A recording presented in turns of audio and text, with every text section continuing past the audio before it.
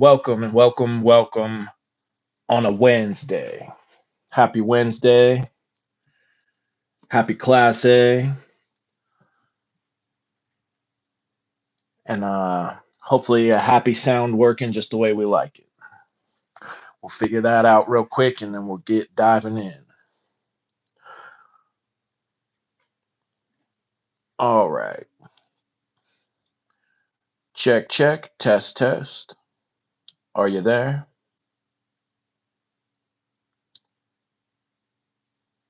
Are you there? He's there. Awesome. So what's up, everybody? Welcome. This is Jay Baldeo. And once again, we're hopping into Transcendental Magic by Éliphas Lévi for our Class A study. And so hopefully you've all been very excited for this one, since this seems to be a very popular topic. Black magic.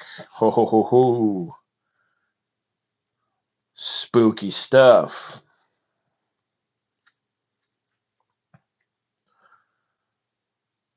And oh, come on. Just get my other stuff pulled up real quick. We'll get our music going. We'll get our chat the way we like it. And then we'll pull some tarot. But I really, truly hope you're all having such a wonderful day, wherever you're at, whatever you've got going on. Maybe you're at the office. Maybe you got an office job.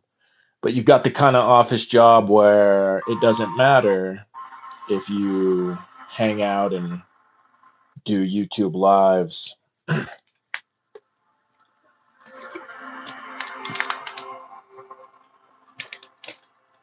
Okay, music check and chat pulled back up.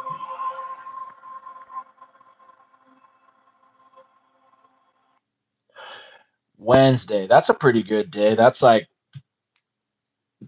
that, or maybe like Saturday would be probably the more appropriate days for a stream on Black Magic and the Great Beast. And this one, we'll see. I mean, I'm sure we'll maybe run just barely over an hour, maybe an hour and 15 or something like that, because this one is a little bit longer than most of the other ones we've done, but not like anything way too crazy. And welcome in to all of you just popping in. I hope you guys are having a great day. Okay, come on.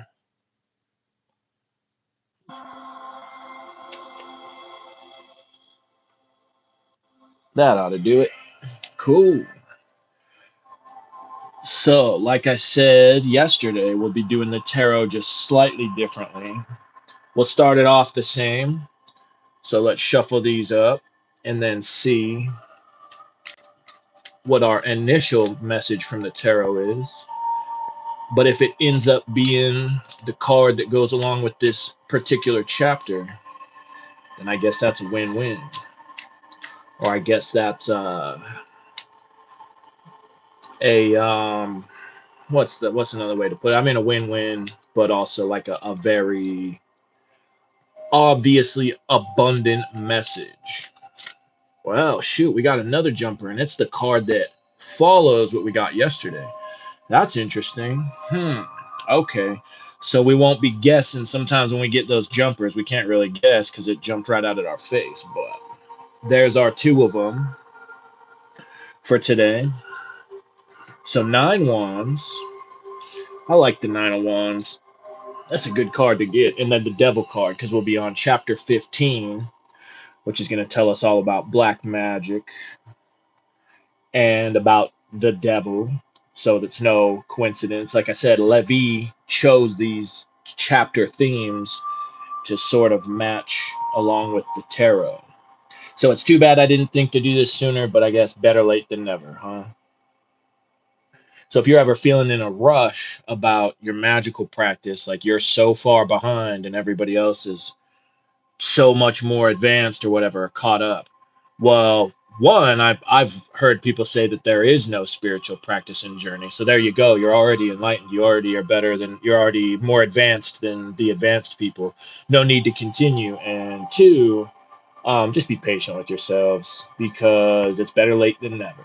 And this thing's been going and going for a long, long time. So there's no time like the present, and you don't need to stress nearly so bad as we all tend to stress ourselves out.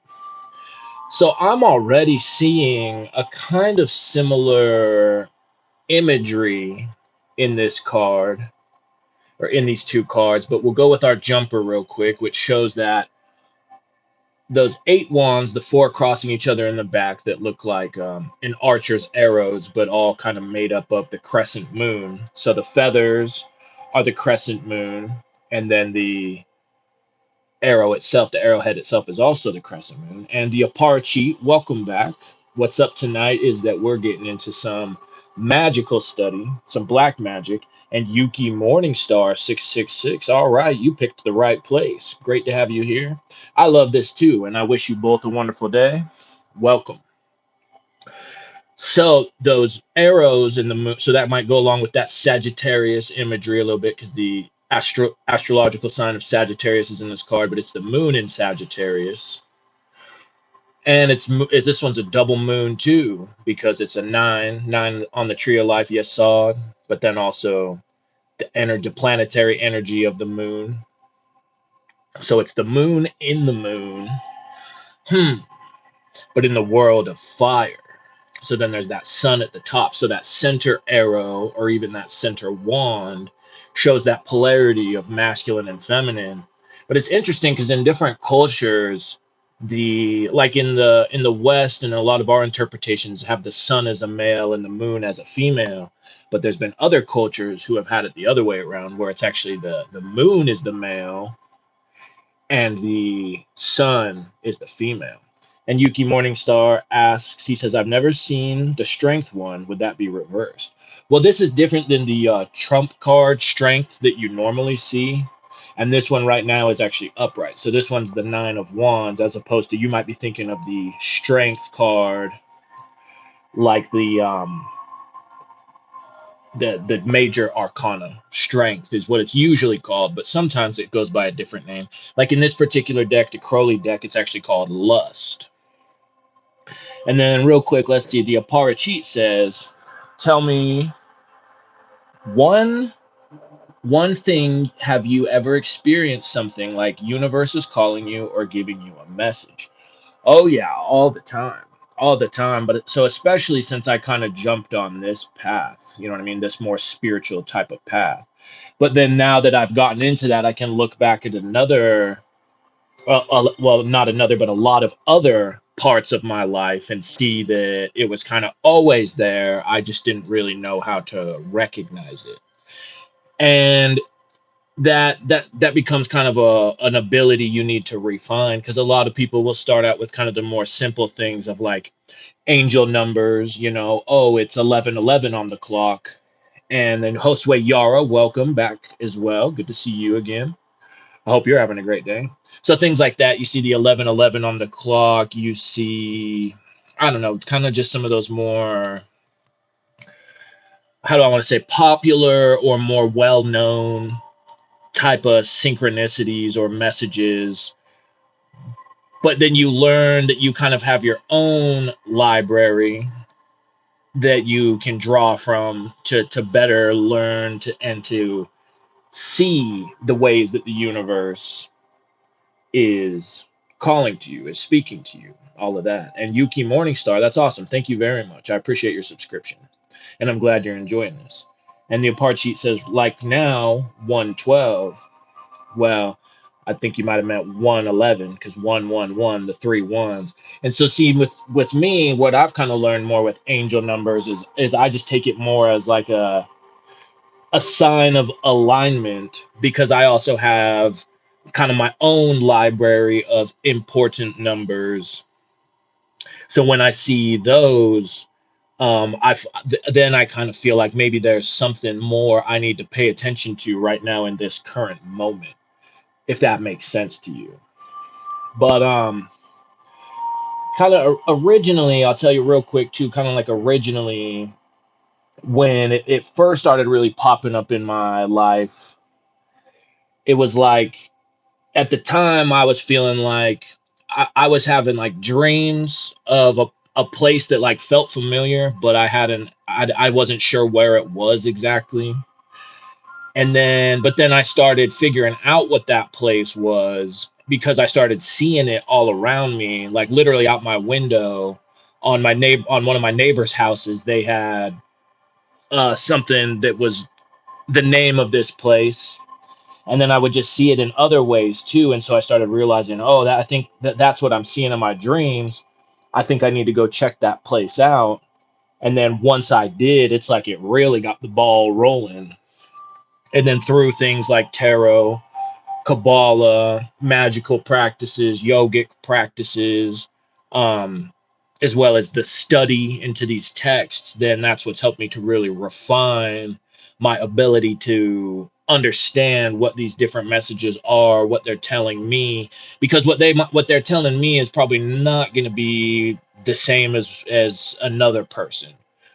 So if you're kind of in a place where you're trying to figure that out and work all of that out, then just be patient, continue with whatever kind of practices you might be feeling called towards, as well as putting in some study and give it enough time, and you'll start to really see and recognize those things as well. Okay, so back into our tarot, we've got, let me make sure I didn't miss any chats. Nope. Okay. So one of the things I'm seeing that's kind of similar in the imagery anyway is that, well, there is the center staff we see here with the Uraeus staff, I think is what it's called. It's kind of like a caduceus, but it's a little different. It's got that the Egyptian winged sun on it and those serpents. But so that with the wand, but also with these wands where there's this central pillar thing going on. But if any of you are biological males, then you will know you have a certain set of tools on your body that looks very similar to what we see here on this devil card. And so, in the same way that there's kind of that erupting force going on a little bit here in this strength card, like the way that you would focus those energies and then you would release those energies, so to speak. And one true goddess, welcome. Hope you're having a great day too. Great to see you. All right then. So so we got the devil imagery a little bit here. We got the three-eyed goat, supposed to be Pan, the god Pan in Crowley's deck. He's got those cool swirly horns, kind of like more like a, oh, I can't think of what the breed of goat that is. It's like a mountain goat, a ibex maybe it is. And then he's kind of got that smile on his face, whether it's a fun smile or a sinister smile. Well, that might be up to the person looking at the card. And then we see these aspects of human life down here, the seeds of life in the nut.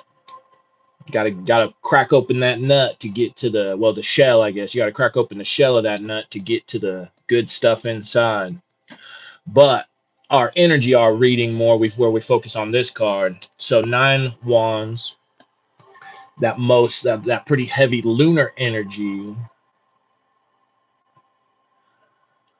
but in the realm of fire. Hmm. Hmm. Hmm. Hmm. You know what? Maybe it's because it's going to talk to us about the Sabbath.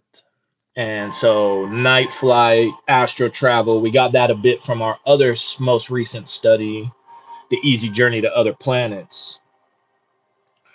Because the moon is going to be your how do I want to say, your gateway to accessing those type of realms. So whether it's the astral realm where you'll dance with the devil at the witch's sabbath, or whether it's maybe actually trying to journey to the other planets like from that other book. We're going to see some of that in here. But as we get to reading, I'm sure some things will come to us like usual. So we'll just see what that is. But we got to get going. We're already 15 minutes in. And this first one is actually really fast. It's the ritual part that's rather long, as I said yesterday. But if you missed that, now you know.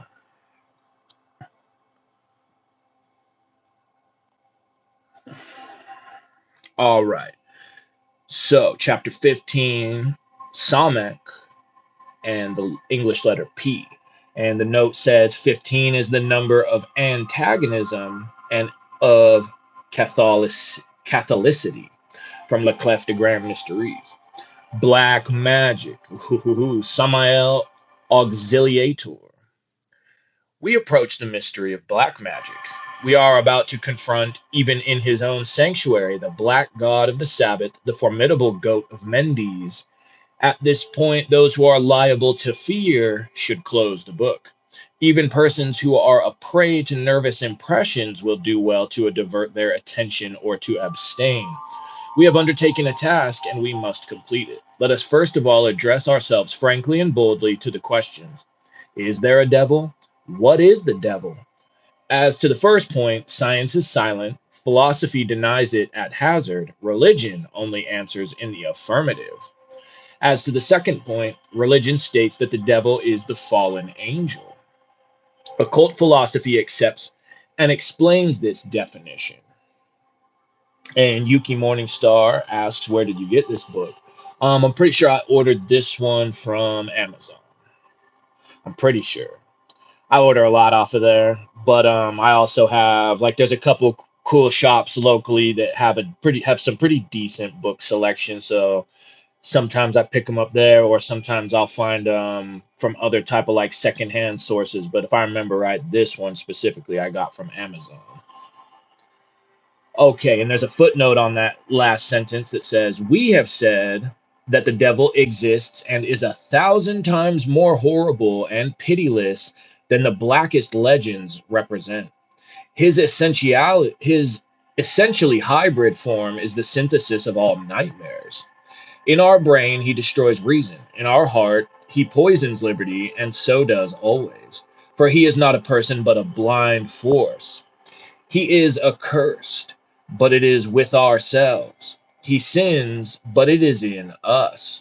We alone are responsible for the evil which he causes us to do. For in him there is neither freedom nor reason. The devil is the beast.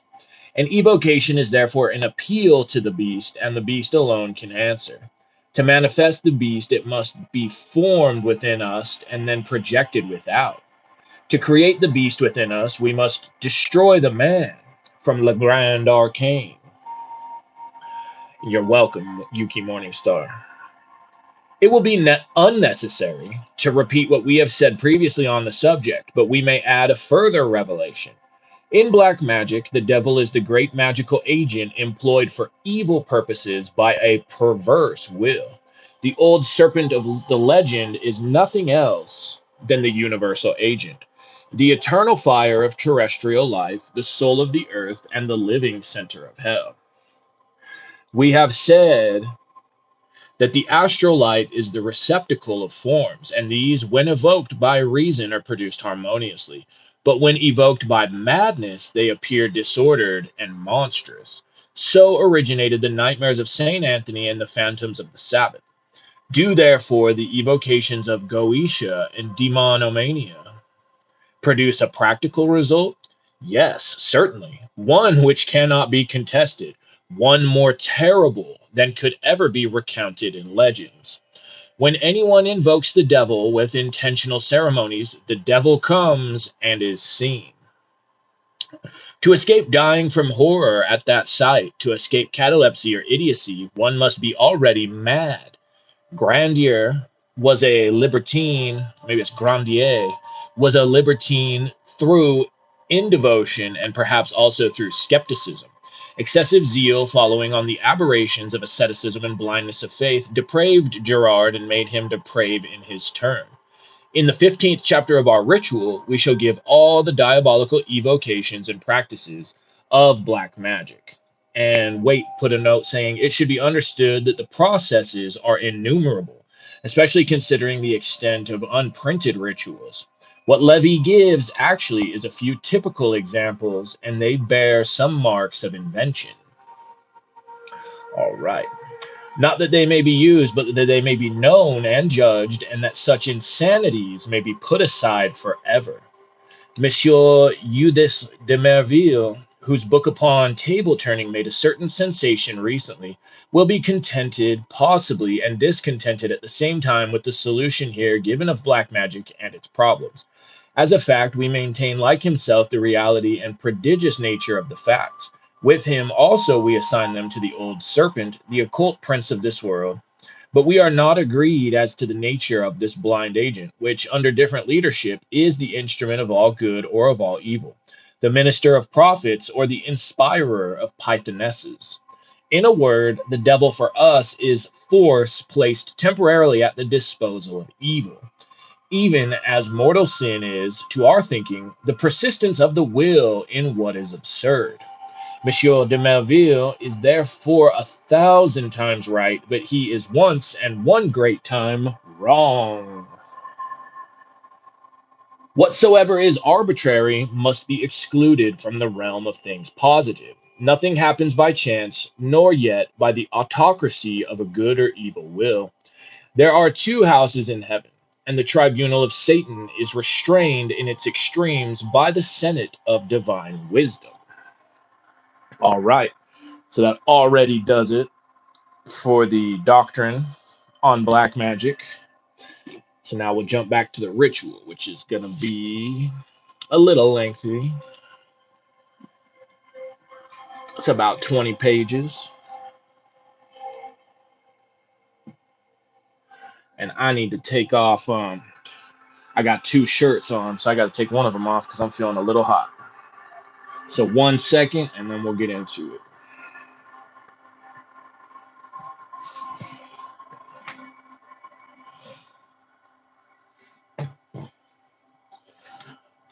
Much better. Okay.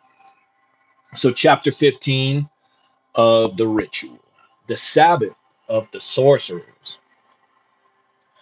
We recur once more to that terrible number 15, symbolized in the tarot by a monster throned upon an altar, mitred and horned, having a woman's breasts and the generative organs of a man, a chimera, a malformed sphinx, a synthesis of deformities. Below this figure, we read a frank and simple inscription, the devil. And that's going to be, I think he's talking about the rider weight imagery, but he might even be referring to the the Marseille imagery. Yes, we confront here that phantom of all terrors, the dragon of all theogonies, the Ahriman of the Persians, the Typhon of the Egyptians, the Python of the Greeks, the old serpent of the Hebrews, the fantastic monster, the nightmare, the croque-mitaine, the gargoyle, the great beast of the Middle Ages, and worse than all these, the Baphomet of the Templars, the bearded idol of the alchemist, the obscene deity of Mendes, the goat of the Sabbath. The frontispiece to this ritual reproduces the exact figure of this terrible emperor of night with all his attributes and all his characters. And Yuki Morningstar says, I'm guessing the highlighted parts are the important parts of the main idea of the chapter. Sorry for so many questions, sir. Oh, no, you're totally fine. I don't mind. That's why I like to do them in the live stream so that people can chime in with either their own insights, their own comments, or especially their own questions. And I'll always do my best to answer those questions the best. But, I'm still a student just the same as a lot of us who hang out here. So the highlighting is more, I mean, you could kind of look at it that way. Yeah, it's kind of some of the more, you could say, important parts that define each chapter, but also just some of the parts that I feel I mean, yeah, that's a good enough way to put it. Yeah, for sure. But every once in a while, it's something that maybe I feel is a little bit important that maybe isn't so much about the specific chapter as it is about the work of magic, or like the work of some of the books I've read on yoga or something like that as a whole. Thank you for your question. Okay. Let us state now, for the edification of the vulgar, for the satisfaction of Monsieur le Comte de Merville, for the justification of the demonologist Baudin, for the greater glory of the Church, which persecuted Templars, burnt magicians, excommunicated Freemasons, etc. Let us state boldly and precisely that all inferior initiates of the occult science and profaners of the great arcanum not only did in the past, but do now and will ever adore what is signified by this alarming symbol. Yes, in our profound conviction, the great masters of the Order of the Templars worshipped the Baphomet and caused it to be worshipped by their initiates. Yes, there existed in the past, and there may be still in the present, assemblies which are presided over by this figure, seated on a throne and having a flaming torch between the horns. But the adorers of this sign do not consider, as we do, that it is a representation of the devil. On the contrary, for them it is that of the god Pan, the god of our modern schools of philosophy, the god of the Alexandrian theurgic school, and of our own mystical Neoplatonists, the god of Lamartine and Victor Cousin, the god of Spinoza and Plato, the god of the primitive Gnostic schools, the Christ also of the dissident priesthood. This last qualification ascribed to the god of black magic will not astonish students of religious antiquities who are acquainted with the phases of symbolism and doctrine in their various transformations, whether in India, Egypt, or Judea. The bull, the dog, and the goat are the three symbolical animals of Hermetic magic, resuming all the traditions of Egypt and India. The bull represents the earth or salt of the philosophers. The dog is Hermanubis, the mercury of the sages, otherwise fluid, air, and water. The goat represents fire and is at the same time the symbol of generation. Two goats, one pure and one impure, were consecrated in Judea. The first was sacrificed in expiation for sins. The other, loaded with those sins by imprecation, was set at liberty in the desert, a strange ordinance, but one of deep symbolism, signifying reconciliation by sacrifice and expiation by liberty. Now, all the fathers of the church who have concerned themselves with Jewish symbolism have recognized in the immolated goat the figure of him who assumed, as they say, the very form of sin. Hence, the Gnostics were not outside symbolical traditions when they assigned this same mystical figure to Christ the Liberator.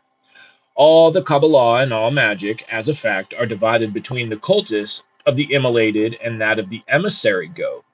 We must recognize, therefore, a magic of the sanctuary and that of the wilderness, the white and the black church, the priesthood of public assemblies, and the Sanhedrin of the Sabbath. And a note says, the black intelligence is the divination of the mysteries of night, the attribution of reality to the forms of the invisible. It is belief in vague possibility, light in dream.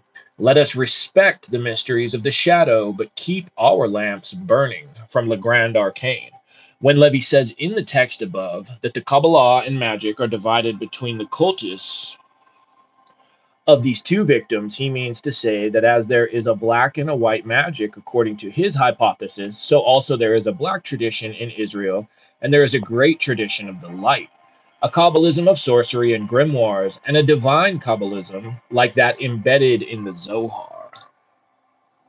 Okay, the goat, which is represented in our frontispiece, bears upon its forehead the sign of the pentagram with one point in the ascendant, which is sufficient to distinguish it as a symbol of the light. Moreover, the sign of occultism is made with both hands, pointing upward to the white moon of Chesed and downward to the black moon of Giborah. And there's a note on that that says, the moon of Chesed is really, in Kabbalistic symbolism, the waxing moon on the side of mercy in the tree of life, while the waning moon is referred to the side of severity. It should be remembered also that the moon in the Zohar is always and only Shekinah. All right, this sign expresses the perfect concord between mercy and justice. One of the arms is feminine and the other masculine, as in the androgyne of Kunrath, whose attributes we have combined with those of our goat, since they are one and the same symbol. The torch of intelligence burning between the horns is the magical light of universal equilibrium. It is also the type of the soul exalted above matter, even while cleaving to matter, as the flame cleaves to the torch. The monstrous head of the animal expresses horror of sin, for which the material agent alone responsible must alone and forever bear the penalty, because the soul is impassible in its nature and can suffer only by materializing. The caduceus, which replaces the generative organ, represents eternal life. Oh, see, all right then. So if that wand in the center of our nine of wands could be looked at kind of like a caduceus, or we also saw that other wand, the uraeus staff, similar to the caduceus, and we even saw the generative organs in that devil card. But then also the what he said up here about the soul cleaving to the soul exalted above matter, even while cleaving to matter, as the flame cleaves to the torch. Well, the light of the moon is a reflection, right, of the light of the sun. Just some thoughts. And also the earth, the way that the earth is always half light, half dark too, because the side that the sun is shining on versus the side that's facing away from the sun as it spins. Am I there? Am I still there? Okay. Sorry, I got a phone call real quick, but it looks like we're still rocking. All right, so the caduceus, which replaces the generative organ, represents eternal life. The scale covered belly typifies water. The circle above it is the atmosphere. The feathers still higher up signify the volatile. Lastly, humanity is depicted by the two breasts and the androgyne arms of this sphinx and this sphinx of the occult sciences. Behold the shadows of the infernal sanctuary dissipated. Behold the sphinx of medieval terrors unveiled and cast from his throne. Quomodo Kechedisti Lucifer. And then we've got another note. It is said otherwise in La Clef de Grand Mystery that initiates like the Templars were less guilty for having worshipped Baphomet than for having made it possible that this image should be remarked by the profane. Ho ho ho! Lévi goes on to affirm that the monster in question was a pantheistic figure of the universal agent and also the bearded demon of the alchemists.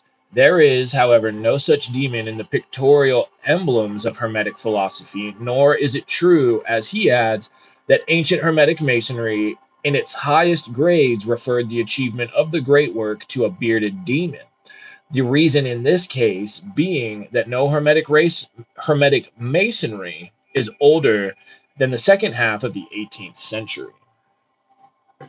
Okay. The dread Baphomet, henceforth, like all monstrous idols, enigmas of antique science and its dreams, is only an innocent and even pious hieroglyph. And for any of you who don't know what pious is, it's like holy. And then, oh, nice. Thanks, Yuki Morningstar. He says CC, or maybe she says CC Disti is how you pronounce it if I remember right. Cool, thank you. Yeah, I'm not very good at Latin. I know it's like if I'm correct, I know sometimes the C will make like a ch sound, or else yeah, other times it'll make the, like you said, CC Disti. So thank you very much. How should man adore the beast, since he exercises a sovereign power over it? Let us affirm, for the honor of humanity, that it has never worshipped dogs and goats any more than lambs and or pigeons. In the hieroglyphic orders, why not a goat as much as a lamb? On the sacred stones of Gnostic Christians of the Basilidian sect, there are representations of Christ under the diverse figures of Kabbalistic animals, sometimes a bird, at others a lion, and again a serpent with the head of a lion or bull. But in all cases, he bears invariably the same attributes of light, even as our goat, which cannot be confounded with fabulous images of Satan, owing to the sign of the pentagram. Let us affirm categorically, to combat the remnants of Manichaeanism, which are appearing sporadically among Christians, that as a superior personality and power, Satan does not exist. He is the personification of all errors, perversities, and consequently of all weaknesses. If God may be defined as he who exists of necessity, may we not define his antagonist and enemy as necessarily he who does not exist at all? The absolute affirmation of good implies an absolute negation of evil. So also in the light, shadow itself is luminous. Thus, erring spirits are good to the extent of their participation in being and in truth. There are no shadows without reflections, no nights without moon, the planets of morning and stars. If hell be just, it is good. No one has ever blasphemed God. The insults and mockeries addressed to his disfigured images attain him not. And a note says Éliphas Lévi remained within the logic of this position when he affirmed subsequently that angels and demons are purely hypothetical or legendary beings, and so relegated them to the realm of poetry because they could not belong to science. From La Science des Esprits.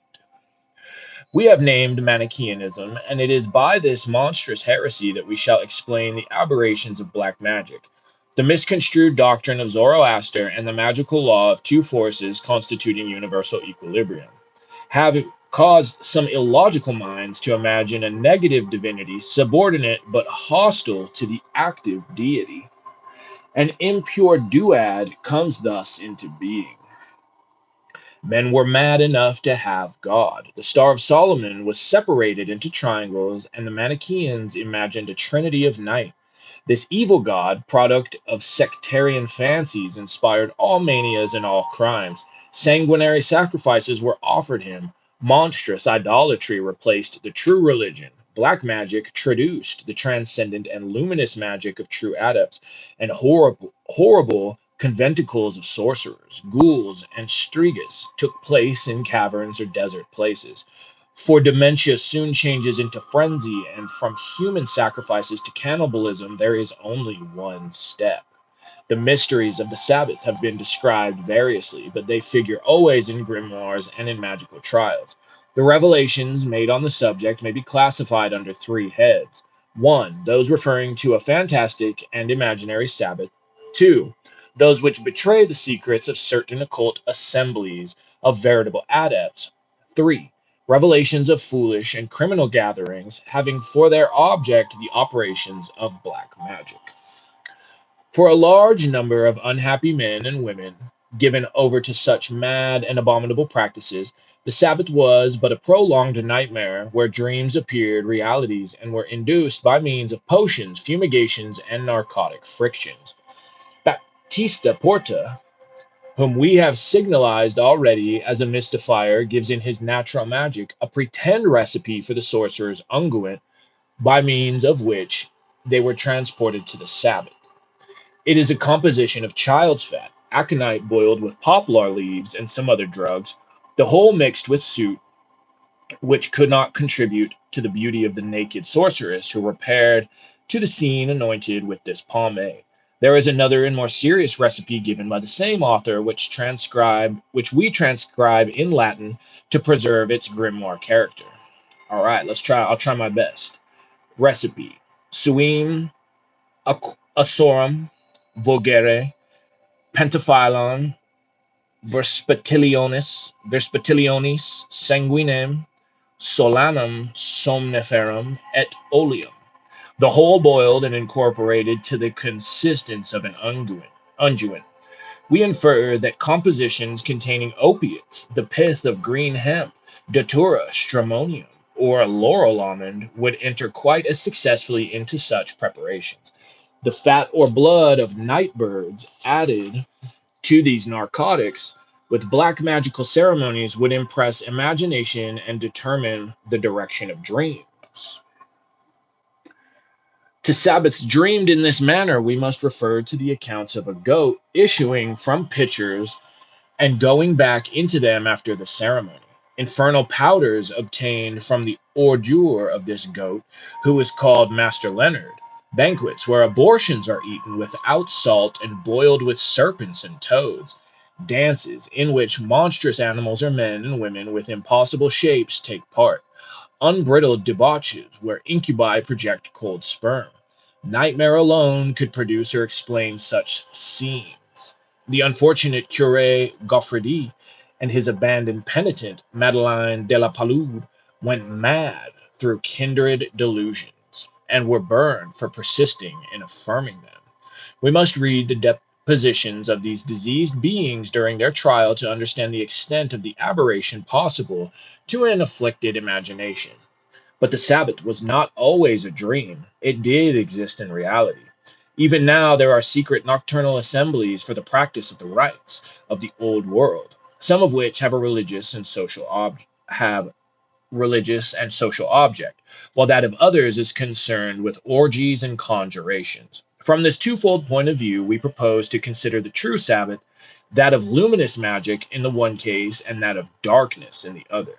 When Christianity proscribed the public exercise of the ancient worships, the partisans of the latter were compelled to meet in secret for the celebration of their mysteries. Initiates presided over these assemblies and soon established a kind of orthodoxy among the varieties of persecuted worships, this being facilitated by the aid of magical truth and by the fact that prescription unites wills and forges bonds of brotherhood between men. Thus, the mysteries of Isis, of Ceres Eleusinia, of Bacchus combined with those of the Bonadea and primeval Druidism. The meetings took place usually between the days of Mercury and Jupiter, or between those of Venus and Saturn. The proceedings included rites of initiation, exchange of mysterious signs, singing of symbolical hymns, the communion of feasting in common, the successive formation of the magical chain, at table and in the dance. Finally, the meeting broke up after renewing pledges in the presence of chiefs and receiving instructions from them. The candidate for the Sabbath was led, or rather carried, to the assembly, his eyes covered by the magical mantle in which he was enveloped completely. He was passed before great fires while alarming noises were made about him. When his face was uncovered, he found himself surrounded by infernal monsters and in the presence of a colossal and hideous goat which he was commanded to adore. All these ceremonies were tests of his force of character and confidence in his initiators. The final ordeal was most decisive of all because it was at first sight humiliating and ridiculous to the mind. The candidate received a brusque command to kiss respectfully the posterior of the goat. If he refused, his head was covered once more, and he was transported to a distance from the assembly with such extraordinary rapidity that he believed himself whirled through the air. If he agreed, he was taken round the symbolical idol, and there found not a repulsive and obscene object, but the young and gracious countenance of a priestess of Isis or Maya, who gave him a sisterly salute, and he was then admitted to the banquet. And Waite has a note saying, it must be understood that there are no historical records of these Sabbaths of Adepti, and that Lévi has arrived at his account of their alleged proceedings by eliminating the abominations of the Black Sabbath.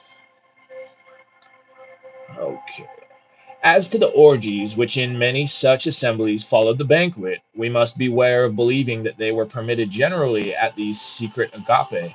It is known, however, that a number of Gnostic sects practiced them in their conventicles during the early centuries of Christianity, that the flesh had its Protestants in those ages of asceticism, and compression of the senses was inevitable and can occasion no surprise, but we must not accuse transcendental magic of irregularities which it has never authorized. Isis is chaste in her widowhood, Diana Panthea is a virgin, Hermanubis, possessing both sexes, can satisfy neither. The Hermetic hermaphrodite is pure. Apollonius of Tyana never yielded to the seductions of pleasure. The Emperor Julian was a man of rigid continence. Plotinus of Alexandria was ascetic in the manner of his life. Paracelsus was such a stranger to foolish love that his sex was suspected.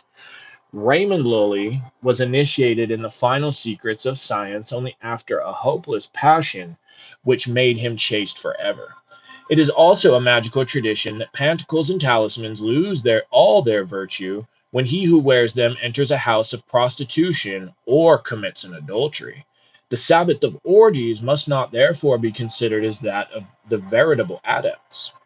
With regard to the term Sabbath, some have traced it to the name of Sabbatius, and other etymologies have been imagined.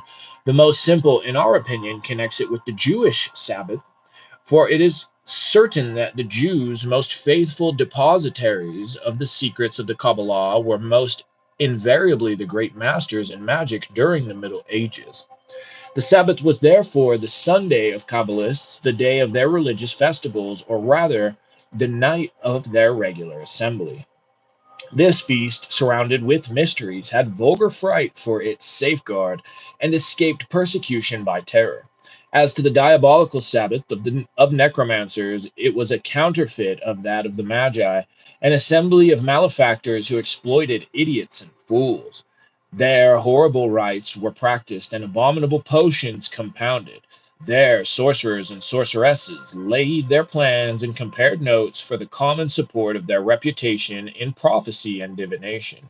At that period, diviners were in general demand and followed a lucrative profession while exercising a real power. Such institutions neither had nor could possess any regular rights. Everything depended on the caprice of the chiefs and the vertigo of the assembly. The reports of some who had been present served as a type for all nightmares of hallucination.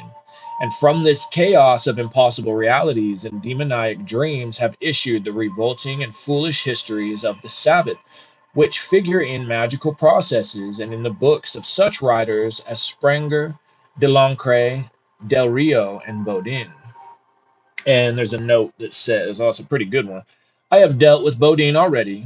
Del Rio was a Jesuit who was in evidence at the same period and a little later, more curious and learned than Bodin, while of his sincerity there is no suspicion.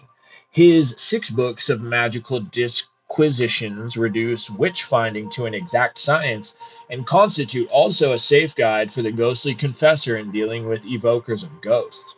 For the rest, he distinguished between infernal magic and an artificial magic of prestige, which is merely exploitation and imposture. He recognizes also a natural magic, but in this respect is scarcely to be regarded as a precursor of Sir David Brewster. He is worth reading, at least in the French translation of 1611's Très Recherché, say the bibliophiles. There was also Wyrus, who preceded Bodin, was the pupil of Agrippa, and like his master, was somewhat given to mockery and even to unbelief. He thought that sorcerers were more foolish than criminal, and hence Bodin wrote a quarto to demolish him. After Wyrus and Bodin came Del Rio in order of publication, and after Del Rio there was Delancre. They are the 4 chief demonologists of the Latin Orthodoxy. There was also Jacobus Sprengerus and his celebrated Malleus Maleficarum, 1519. All these knew more about devils than the wretched sorcerers themselves. Wyrus is priceless for folklore. Delancre is a mine of information upon 10,000 wonders, unheard of even by Gaffarel.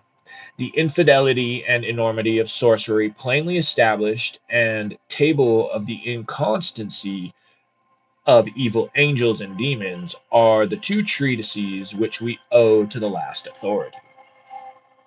Very swell. Okay. The rites of the Gnostic Sabbath were imported into Germany. Oh, Proteus Sierravions, what's up? He says, you have some serious bravery in regards to these pronunciations. Thanks, man. I appreciate that. Yeah, some of them are pretty hard, but it's still fun to try. Okay. The rites of the Gnostic Sabbath were imported into Germany by an association which took the name of Mopses.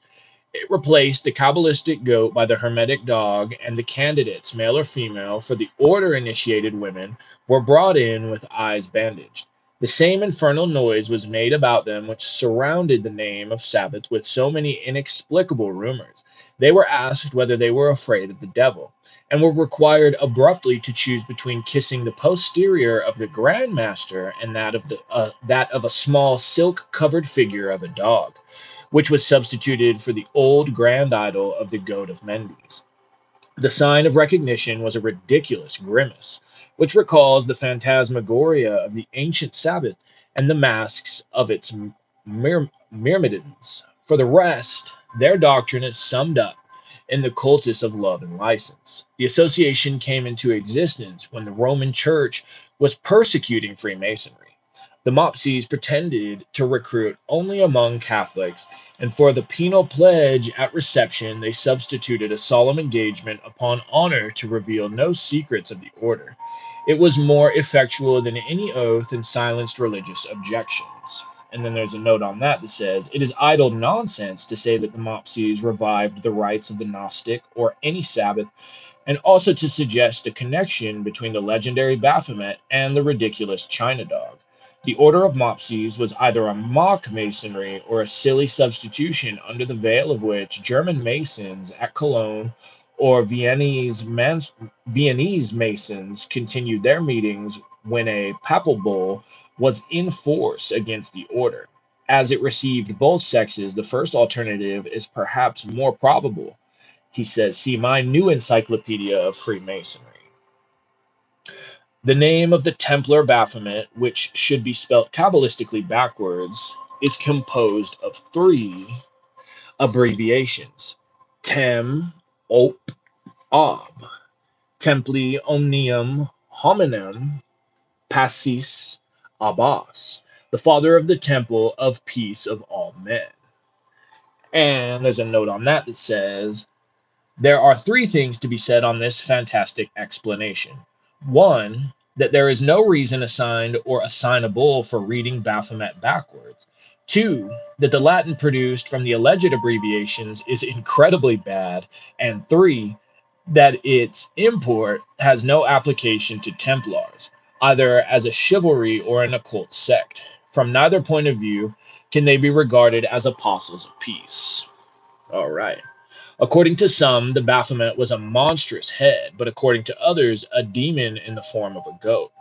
A sculptured coffer was disinterested recently in the ruins of an old commandery of the temple, and antiquaries observed upon its a Baphometic figure, corresponding by its attributes to the goat of Mendes and the androgyne of Kunrath.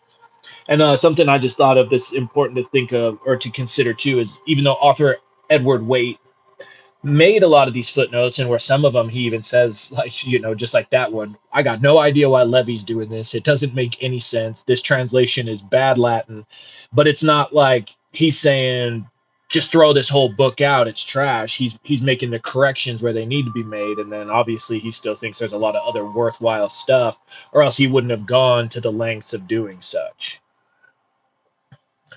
All right. It was a bearded figure with a female body, holding the sun in one hand and the moon in the other, attached to chains. Oh ho ho! What was on our nine of wands? The sun at the top of the center wand and the moon at the bottom, huh?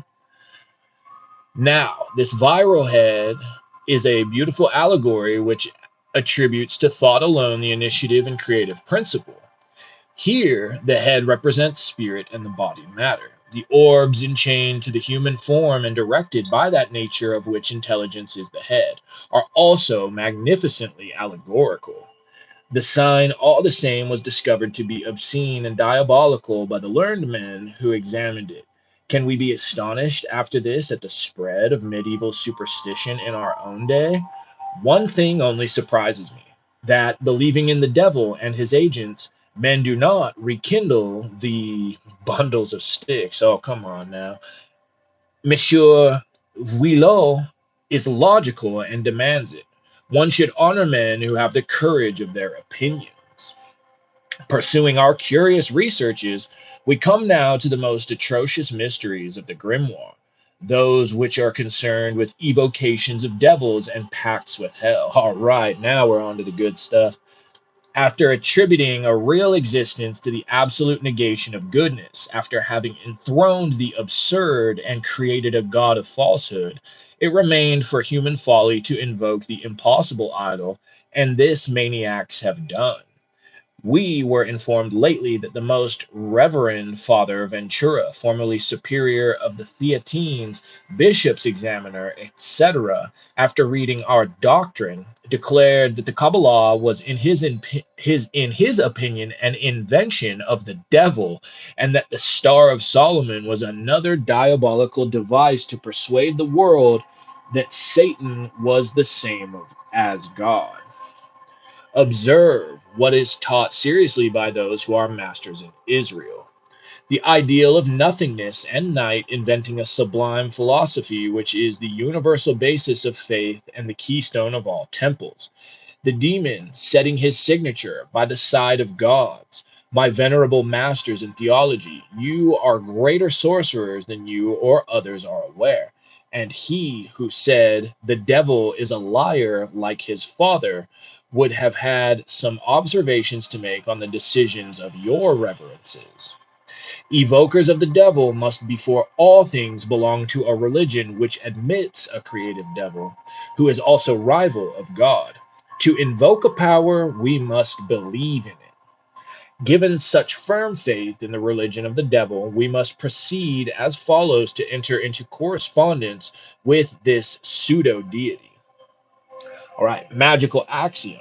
Within the circle of its action, every word creates that which it affirms. Direct consequence. He who affirms the devil creates or makes the devil. Conditions of success in infernal evocations. 1. Invincible obstinacy. 2. A conscience at once hardened to crime and most prone to remorse and fear. 3. Affected or natural ignorance. 4. Blind faith in all that is incredible. 5. An utterly false idea of God. We must afterwards, 1. Profane the ceremonies of the cultus in which we believe. 2. Offer a bloody sacrifice. 3. Procure the magic fork, which is a branch of a single bow of hazel or almond cut at one blow with the new knife used for the sacrifice. And there's a note that says, readers must be dissuaded from supposing that there is any authority in the records for these diabolical evocations, taken as a whole. Part of the account comes from the grimoires and manuscripts of ceremonial magic, but Lévi has supplied most of the pictorial effects by his own inventive genius. And then he says it must terminate in a fork, which must be armored with iron or steel, made from the blade of the knife before mentioned. A fast of 15 days must be observed, taking a single unsalted repast after sundown. It should consist of black bread and blood, seasoned with unsalted spices or black beans and milky and narcotic herbs. We must get drunk every 5 days after sundown on wine in which 5 heads of black poppies and 5 ounces of pounded hemp seeds have been steeped for 5 hours, the infusion being strained through a cloth woven by a prostitute.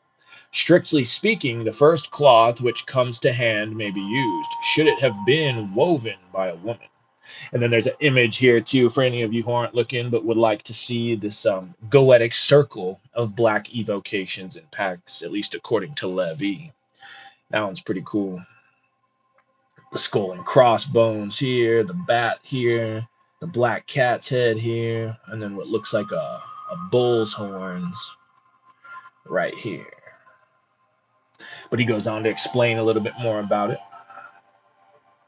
He says the evocation should be performed on the night between Monday and Tuesday, or that between Friday and Saturday. A solitary and forbidden spot must be chosen, such as a cemetery haunted by evil spirits, a dreaded ruin in the country, the vaults of an abandoned convent, a place where some murder has been committed, a druidic altar, or an old temple of idols. A black, seamless, and sleeveless robe must be provided. a leaden cap emblazoned with the signs of the moon, Venus, and Saturn, 2 candles of human fat set in black wooden candlesticks, carved in the shape of a crescent, 2 crowns of vervain, a magical sword with a black handle, the magical fork, a copper vase containing the blood of the victim, a censer holding perfumes, namely incense, camphor, aloes, ambergris, and storax, mixed together with the blood of a goat, a mole, and a bat. 4 nails taken from the coffin of an executed criminal. The head of a black cat which has been nourished on human flesh for 5 days. A bat drowned in blood. The horns of a goat, cum quo puella consuberit, and the skull of a parricide. All these hideous objects, though scarcely possible to obtain, having been collected, they must be arranged as follows. A perfect circle is traced by the sword, leaving, however, a break or point of issue on one side. A triangle is drawn in the circle, and the pentacle thus formed is colored with blood. A chafing dish is placed at one of its angles, and this should have been included among the indispensable objects already enumerated. At the opposite base of the triangle, 3 little circles are described for the sorcerer and his 2 assistants. Behind that of the first, the signs of the labrum or monogram of Constantine is drawn, not with the blood of the victim, but with the operator's own blood. He and his assistants must have bare feet and covered heads. The skin of the immolated victim must be brought also to the spot, and being cut into strips, must be placed within the circle, thus forming a second and inner circle, fixed at 4 corners by 4 nails from the coffin mentioned already. Hard by the nails, but outside the circle, must be placed the head of the cat, the human or rather inhuman skull, the horns of the goat, and the bat. They must be sprinkled with a branch of birch dipped in the blood of the victim, and then a fire of cypress and alderwood must be lighted. The 2 magical candles being placed on the right and left of the operator, encircled with the wreaths of vervain. The formulae of evocation can be pronounced now, as they are found in the magical elements of Peter Apono or in the grimoires, whether printed or manuscript. That of the Grand Grimoire, reproduced in the vulgar Red Dragon, has been altered wilfully and should be read as follows: By Adonai Elohim, Adonai Jehovah, Adonai Sabaoth, Metatron on Agalah Adonai Mathon, the Pythonic word, the mystery of the salamander, the assembly of the sylphs, the grotto of gnomes, the demons of the heaven of God, Almosin, Gibor, Yehosus, Evam, Zariat, Batmik, come, come, come. The grand appellation of Agrippa, and there's a note says, meaning the so-called 4th book of Philosophia Occulta attributed falsely to Cornelius Agrippa, consists only in these words: Dies mies geshet boenadosef doovema anatimaeus. We make no pretense of understanding their meaning. Possibly they possess none. Assuredly none which is reasonable, since they avail in evoking the devil, who is the sovereign of unreason.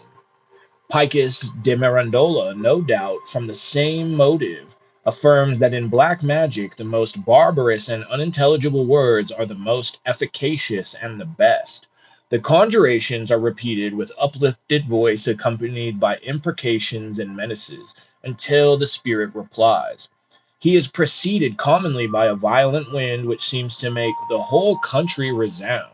Then domestic animals tremble and hide away. The assistants feel a breath upon their faces, and their hair, damp with cold sweat, rises upon their heads. The grand and supreme appellation, according to Peter of Apono, is as follows: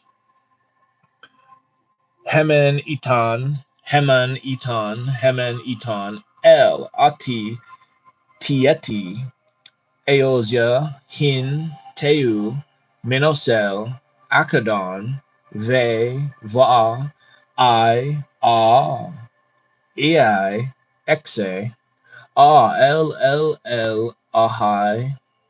Howl. Oh, no, never mind. Howl, Va, Havayoth, Ai Sarai, by Elohim, Archima, Rabur, Batas over Abre, flowing down, coming from above, Ehor upon Eberur, Havayoth, I command thee by the key of Solomon and the great name Semham for us. The ordinary signs and signatures of demons are given below. Okay, and then there's some sigils and some other images drawn here. And one true goddess, no kidding, says, talk about a tongue twister. You're telling me. Oh, goodness. But that's also kind of the point of certain barbarous names, magical evocations, words of power, is that by repeating them, doing the chanting, that it kind of bypasses the reasoning faculty of your mind so that you can more easily tap into that kind of trance state and that more kind of magical state. And Vaishant Kumar, what's up? Just in time. Welcome back. Great to see you, and I hope you're having a good day. All right. And he says, but they are those of inferior demons. And here follow the official signatures of the princes of hell, attested judiciously, O Monsieur le Comte de Merville, and preserved in the archives of justice as convincing evidences for the trial of the unfortunate Urban Grandier. These signatures, so now these ones here, appear under a pact which Colin de Plancy gives a facsimile reproduction in the atlas of his infernal dictionary. It has this marginal note: the draft is in hell in the closet of Lucifer, a valuable item of information about a locality but imperfectly explored, and belonging to a period in no wise remote from our own, though anterior to the trial of young Labert and Etalonde, who, as everyone knows, were contemporaries of Voltaire. Evocations were followed frequently by pacts written on parchment of goat skin with an iron pen and blood drawn from the left arm. The document was in duplicate. One copy was carried off by the fiend and the other swallowed by the willful reprobate. The reciprocal engagements were that the demon should serve the sorcerer during a given period of years, and that the sorcerer should belong to the demon after a determined time. The Church, in her exorcisms, has consecrated the belief in all these things. It may be said, indeed, that black magic and its darksome prince are the true, living, and terrific creations of Roman Catholicism, that they are even its special and characteristic work, for priests invent not God. So also true Catholics cleave from the bottom of their hearts to the conservation and even the regeneration of this great work, which is the philosophical stone of the official and positive cultists. In prison slang, the devil is called Baker by convicts. All our desire, and we speak no longer from the standpoint of the magus, but as a devout child of Christianity and that of the Church, to which we owe our earliest education and our first enthusiasms, all our desire, we say, is the phantom of Satan may no longer be called also the baker for ministers of morality and representatives of the highest virtue. Will they appreciate our intention and forgive the boldness of our aspirations in consideration of our devoted intentions, the sincerity of our faith? The devil-making magic, which dictated the grimoire of Pope Honorius, the Enchiridion of Leo III, and he says the Enchiridion here is here classed with one of the worst rituals of black magic, to which it by no means belongs. Compare what Lévi says in this place with his laudation of the so-called Constitution in the history of magic.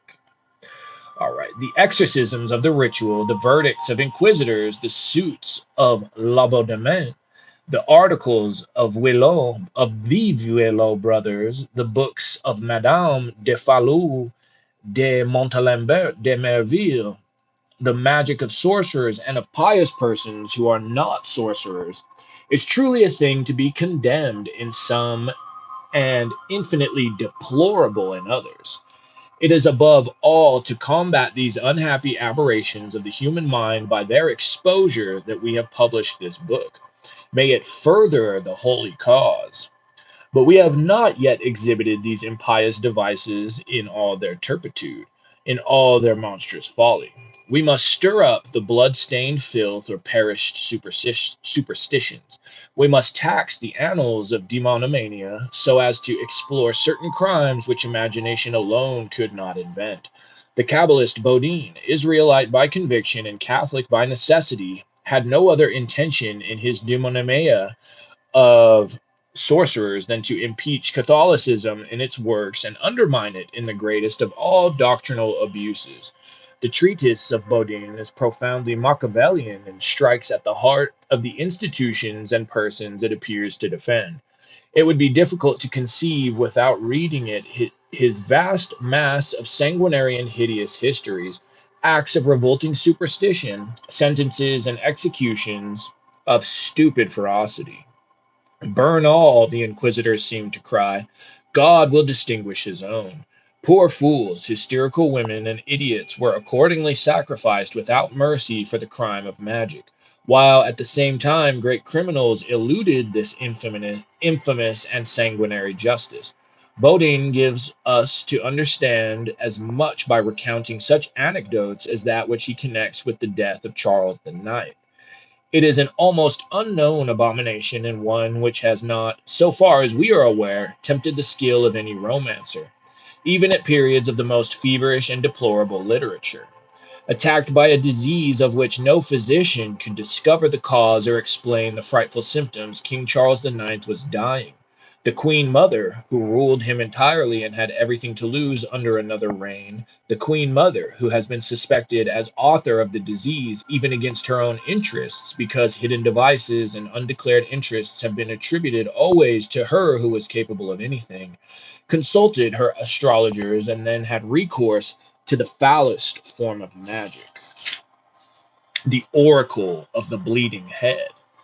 For the sufferer's condition grew worse and more desperate daily. The infernal operation was performed in the following way. A child was selected of beautiful appearance and innocent manners. He was prepared for his first communion by the almoner of the palace.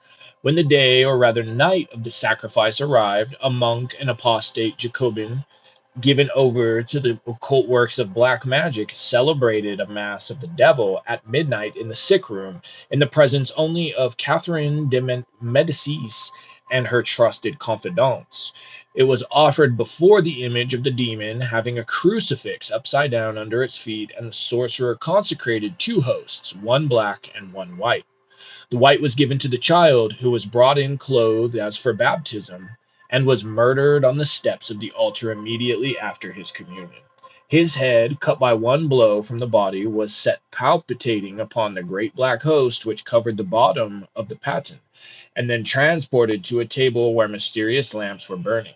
The exorcism began. An oracle was besought of the demon, and an answer by the mouth of the head to a secret question which the king dared not make aloud had confided to no one. A strange and feeble voice, which had nothing human about it, was heard presently in the poor little martyr's head, saying in Latin, Vim patior, I suffer violence.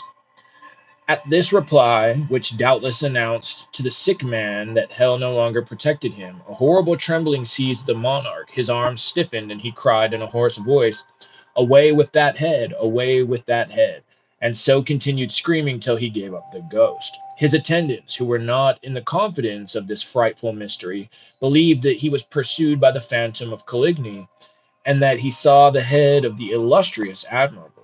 That which tormented the dying man was not, however, a remorse, but a hopeless terror of an anticipated hell.